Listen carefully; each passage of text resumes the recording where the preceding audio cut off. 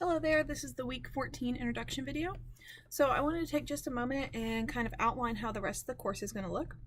So this week is going to be the last week of new material, and here in just a little bit I'll talk about what that material is going to consist of.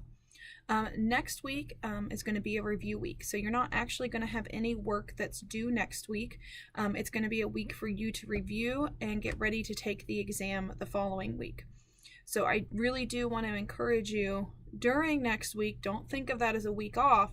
You really do want to take the time to study for the exam because the third exam is the hardest of the three. And then finally, the week after that will be exam 3 week, and it'll work just like the other exam weeks that we've had.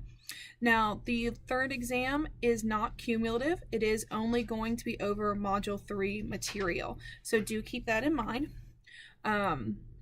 It's going to be structured very similarly to the other exams that you've taken. So you'll see similar types of problems. Now, even though the exam is only over Module 3, that doesn't mean that some of the concepts from Module 1 and Module 2 won't appear. So, for example, you're still expected to know the difference between a parameter and a statistic because we use those ideas in Module 3, even though they were introduced in Module 2. So keep that in mind. So this week what we're going to focus on is we're actually looking at computing some hypothesis tests. So we've spent a lot of time looking at how to set up a hypothesis test, how to set up the null and the alternative, and we've also talked about when the p-value is low, we're going to reject the null, or when it's high, we're going to fail to reject the null. But what we haven't looked at so far is how to actually compute those p-values. And so we're going to look at some examples this week of how to compute p-values. Now, at first, when you look at these problems, they look really complicated. But what you're going to see is all of these problems have the same type of pattern and how to solve them. So what I've done is there's lots of videos this week with lots of examples. And so what you're going to want to do is you're going to want to work through those examples, watch those videos until you're comfortable with the pattern and you see how these things work, and then you can go ahead and start working on this week's material.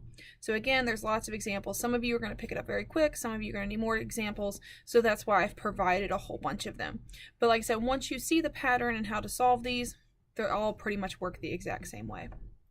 The other thing is we are going to have just a little bit more bonus points this week. There is a link attached or a file attached above where you clicked on the video. It says click here and you click on it.